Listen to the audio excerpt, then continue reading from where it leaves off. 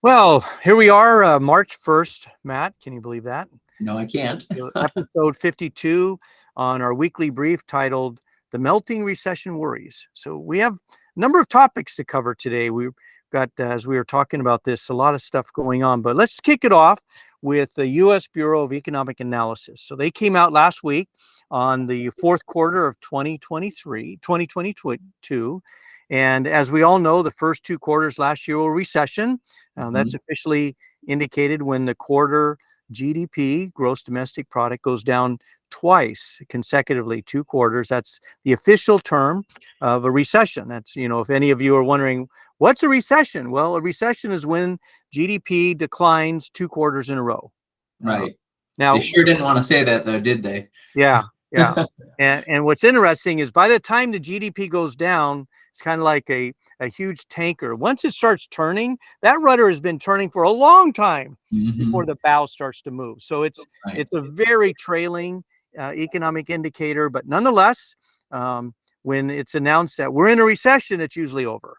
But and that's exactly what happened. So the Bureau of Economic Analysis came out in this third and fourth quarter, and both the gains in those remaining half of last year were better than the declines of the first half. So the recession decline of the GDP first and second quarter last year was mild, and the gain was strong, and ended up being so strong that the second half made up for the first half and ended the year positively. Right.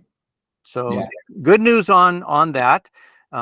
Again, all last year, if you watched CNBC, read Wall Street Journal, or any of the media or the main analysts, it was doom and gloom all year last year. Right. Jerome Powell is going to raise rates and drive this economy into recession. They don't know what they're doing. They're going to overshoot, which was kind of a term used over and over. They're going to overshoot, which means they're going to have to start raising rates and create a lot of volatility in the credit markets, and very little confidence in what the Feds were doing. And so they did. They raised rates 9 consecutive times. And at this point, here we are in March. There doesn't seem to be any recession around us right now. Yeah, and I think they're sad about that, aren't they? The media. Yeah. I think every media outlet was really preaching that, doom and gloom. Yeah. And this is just an insight to something, or spoiler alert, but was there election last year, and was there a concern about a certain party maybe not doing as well as another? And it typically the majority party, if they want to maintain their majority, all of a sudden they skew, and if the minority party wants to gain, they come out with negative commentary, right? And the holding majority party is going to say, no, we're all good. You need to keep voting us back in. But election years, whether midterms or presidential, and guess what? Next year is a presidential year. Right. You have to be really careful about what you're reading, and you need to figure out, why are they saying this? Do we really have concerns about a recession, or why are they trying to scare us? And so you always have to look at motivation, and especially in the midterm year or the annual election year. So just a little spoiler alert there. But nonetheless, Jerome Powell didn't seem to be paying attention, right? Yes. And raised the rates every single Federal Open Market Committee meeting. They have 8 a year, every 45 days, and or every 6 weeks. And they no hesitation raised the rates almost 4.25%. Which is going from 0 to 0.25 to 4.5 to 4.75. So big movement, and did not seem to have the impact on the economy everybody was talking about. So what would have happened if the federal government, or the Fed, didn't raise the rates? Yeah, and it's interesting, Matt. No one talked about that. Right. If the Feds raise rates, it's going to be a disaster. But you're right. No one talked about, well, what's the status of our economy? We have real estate that's going crazy. So do we have another 2008 in the horizon? In mortgage rates I have one client that locked in a 30-year mortgage at 1.75%. Wow. No one's making money. No bank is, and that's like a ball and chain to a portfolio when you got this 30-year note at 1.75. What are you going to do with that? Right. I mean, you sell it for 1.5 5%. You know, who wants that? And You're so stuck. housing, I think, would have been, you know, on the track of another hypermarket. The lending market and the credit markets were lending money like crazy. Government saw it as a free ride, issuing literally trillions of dollars in new debt. We have we do have the highest debt to GDP ratio in the history of our country. Wow. And forecasts at about 90%, forecast to be over 100%. And if you're an individual and you're lending, your debt is greater than all of your assets, that's not a good thing. But so yeah, so I think what the Fed's doing by raising the rates slowed down a lot of the hyper markets that we're having. And another commentary that's not been really addressed is the hyperinflation that the Feds are trying to deal with is because of the trillions of dollars that were printed and floated into the economy and given to all of us. Hopefully our listeners got some of that money. Sure. But we have all this money chasing too few goods. So like we've talked about your brother in the car dealership, you know. Oh yeah. Almost double markup on cars. You know, cars that MSRP'd for 40,000 were going for close to $80,000. You know, just absolutely ridiculous. And they were flying off the shelves. Yeah. You know, you had multiple customers rushing to be the one to be able to sign the papers to buy it at that price. Right. And you know, as you've taught us, you know, that's really the only weapon that the Federal Reserve had against our government during that time was to raise rates, because there was no other way to slow the spending. You know, you had to basically put up some kind of roadblock, and if you can't tell them what to do with their money, well, you can block them from getting it cheap. Maybe get more money. Right. Yeah, exactly. Yeah. They also have another tool, which is buying back bonds and retiring them, and that's reducing what is called the viscosity of money. How much money is floating in our economy? They can actually pull that back. It's sort of like corporate buybacks of their stock. They can buy your stock from you and retire it and pay you, so they can reduce the float or the amount of money that's floating around our economy. So they can do that. And right now they've been issuing, so they have both of those tools. They can reduce, but here's the government printing machine going nuts, right? And then the Federal Reserve going, well, we're going to buy some of it back, you know. So but primarily the interest rate is their biggest club that they can use to, you know, address inflation, which is really their goal, inflation. And so that's what they did. So the media, the analysts, everyone was wrong. Basically, they underestimated us, right?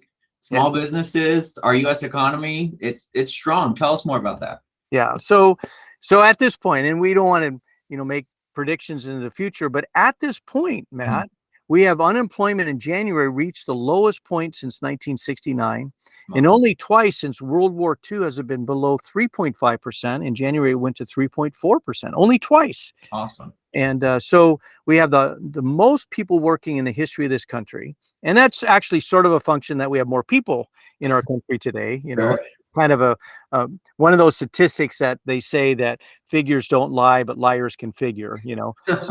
So yeah, we do have more people working in the history of this country, but we have more people in this country, but still that means there's more people getting paychecks. And so that's a very good thing.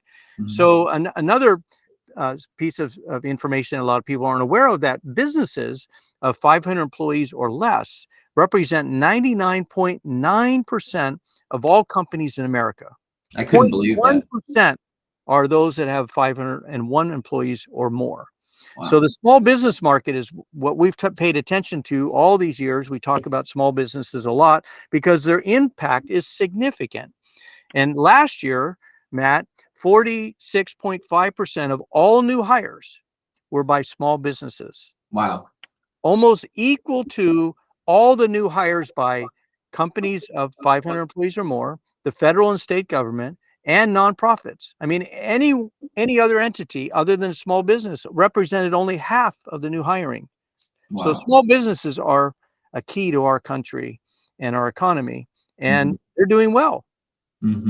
So part of that unemployment is because small businesses continue to hire. So that's good. The paychecks going to households, not government subsidies, are a way in the backbone of a sustainable economic growth, because people getting paychecks, that sense of accomplishments and inspiration of contributing to the economy, if you will. That's so much more gratifying than getting a government check in the mail. Sure. And yeah, this all sounds great. Was there anything bad that happened from these rate hikes? Well, yeah, that's a great question, because there was some casualties, right? Okay. Yeah. The housing market, which you're familiar with as a real estate agent, mortgage lending, went up from those ultra lows to right now. What is it? Would you say 30-year fix? About 6.4. Okay. I mean, it changes every day, but about 6.4. Yeah. Last week, I think you said 6.5, so it's softening a bit. So that's good. But the real impact was the bond market. Most people are not aware of the direct correlation. When interest rates go down, bonds go up. For the last 40 years, bonds have been a great market to invest in. And in fact, the long-term average of the S&P 500 for the last 40 years is about 7%. Well, bonds have been up until early part of the 2010, 2015. We're giving 4% dividend yields plus another 2%. You're almost matching the S&P in a fixed income market. But that all changed last year. So it was pretty significant. And how significant that was the 20-year Treasury government issued bonds went down 33% in price. Wow. Yeah. And just the S&P 500 aggregate bond index, which is the highest quality corporate bonds, that went down 15% last year. Wow, the cream of the crop. Yeah. And bond markets, they fluctuate 1 to 3-4% a year. And we have 3x standard deviation. Yeah, that was pretty significant. But we also saw it in the credit markets. So a lot of construction loans, auto loans. Your brother, who was, being able to sell cars because it had weren't auto loans like 0% or? Yeah, for a long time, you could almost always get 0% financing, or from a credit union get 2%. They always were advertising that, and of course, the manufacturers were always offering 0%. Right. Yeah. So that's free money, and that's that printing of money. So you have two sources of monetary gain and money currency in the U.S. economy. You have what the governments were printing, but then all these loans is a way of printing money. And so when you're getting 0% or 2% interest rate, you bought a $50,000 car, you put a couple $1,000s down, you just printed $48,000 of new money. Right. So yeah, all of that was impacted significantly, and in my opinion, for the good, because that just, when you have such a under valued market, or if you have rates or returns that are so significant below the mean, it's only a matter of time that you'll have the opposite and sometimes equal impact. So you have the bond market, the credit markets, the housing markets, the mortgage markets, all of them were deeply impacted in huge correction. Right. And potentially for the good, for the long term of all of those markets combined. And candidly, if you don't need to take out a loan to buy a car, a TV, a stereo, or any of those depreciating assets, that's better. Buying and taking a loan to buy appreciating assets like real estate, still not ideal, but certainly better. But you take out a loan on a car, you drive it across the parking lot and over the sidewalk, you immediately lost money on that car. Yeah, that's true. And now you have a loan that you owe on that car. Right. So, but anyway, so that all is coming into balance, which I think is good. Awesome. So with all this evidence so far and everything, are we still scared of 2023 recession? What's your overall take? Yeah. So at this point, I think what we want to do is we want to look at key benchmarks for an answer to that question. The GDP reports by the US Bureau of Economic Analysis is a trailing indicator. So we can't hang our hat on that. Great, we ended fourth quarter last year, good, but now we're March. So we're going to want to see April's GDP report and how the first quarter is. But the real milestones, the real signs that we want to pay attention to is what is happening with the unemployment. Is hiring going up or down? What is happening in households? Are households saving money? what is happening with small businesses, and we look at the small business optimistic reports and their sentiment. And so we want to pay attention to those early signs in particularly two key markets, which are small businesses, which we said represents 99.9% of all businesses and represented almost half of all hiring last year. We want to know what the small business sentiment is, and we look at that every month. The second, also as impactful to the economy, are consumers. So consumers represent 2/3 of all of our economy spending, and that GDP number is you and I going to Home Depot, going out to dinner, buying stuff. So we want to pay attention to the health of the consumers and households as an indication of where that is. If we ignore everything else, Apple, Nvidia, Home Depot, Walmart, we just focus on small business sentiment and small businesses, the health of small businesses and consumers, we'll have really good insight where things are going. At this point, in answer to your question, they both seem to be in good shape. Great. I like the fact that consumers have been able to lock in fixed mortgages. Their highest debt in their financial budgets is their mortgage, and that's locked in. Unlike 2008, where we had those adjustable rate loans that bankrupt so many people, we have people that have locked in their household spending and their household costs for the next 20, 30 years. I think that's very, very good. They can just keep their job, right? Right, exactly. Yeah. We'll pay attention to that too. Yeah, exactly. So at this point, in answer to your question, I think the economy looks healthy. We don't look like we're driving into a recession later this year. I think Jerome Powell is going to do exactly what he said, which is raising the rates, get to 5 to 5.25. Right now it's at 4.5 to 4.75, and then hold at that point. Typically, each rate increase has about a 9-month assimilation into the economy. So those rates that he started bumping March of last year are only now starting to reverberate through the marketplace.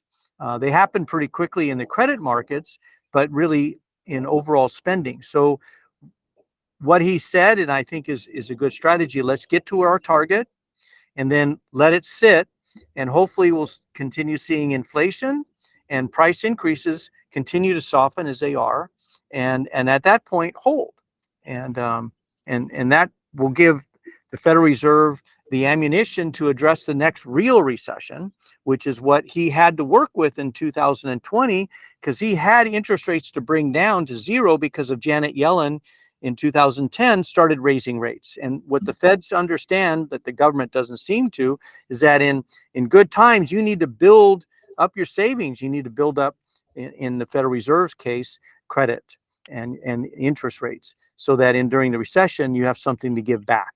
And Jerome Powell was able to do what he was able to do because 10 years earlier, Janet Yellen, the first Federal Reserve chairperson in the world, started raising rates. And many countries had negative interest rates and continuing to reduce rates. So she was the first Federal Reserve in the world to start raising rates. And because of what she did 10 years later, unbeknownst, but she knew there'd be a time that the Federal Reserve will need to help the economy through a recession, and that's exactly what Jerome Powell had. Wow. Yeah, history is pretty interesting. These decisions by these people with an outlook and perspective so far out, it's amazing what they accomplish. Yeah. And so the good news is the Federal Reserve and the Federal Open Market Committee have achieved their goal. Their one rate change, which probably happened in March, to achieving their goal of where they wanted to get back to. The damage to the economy, fortuitously, has not happened. In fact, by a lot of measures, have actually improved. And so that's good. And so there was a price. Jerome Powell, I'm sure, knew that there was a price to be paid, but so far, it's been minimal for the Feds to get back. So now we have the Federal Reserve at an interest rate that they have something to work with if 2-4 years from now there is a real recession. And the only bad news I would say right now is when you're at the top of your game, there's only one place to go.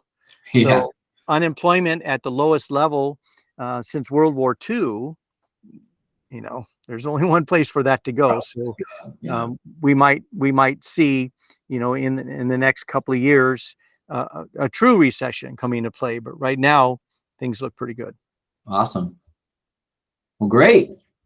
All right. Well, I think that caps up today's weekly brief, the podcast. And give us a call if you have any questions. Send us an email. We'd love to hear your comments. We like doing these events. We've had people comment, say they listen to it. Matt, that's good news. We have a fan. Yeah, we have a fan, and maybe next year will be increased next week, double, 100%. Yeah, you never know. Yeah. So, anyways, all right. Well, we'll talk to you later, and we'll see you later. Bye. All right. Take care. All right. Bye.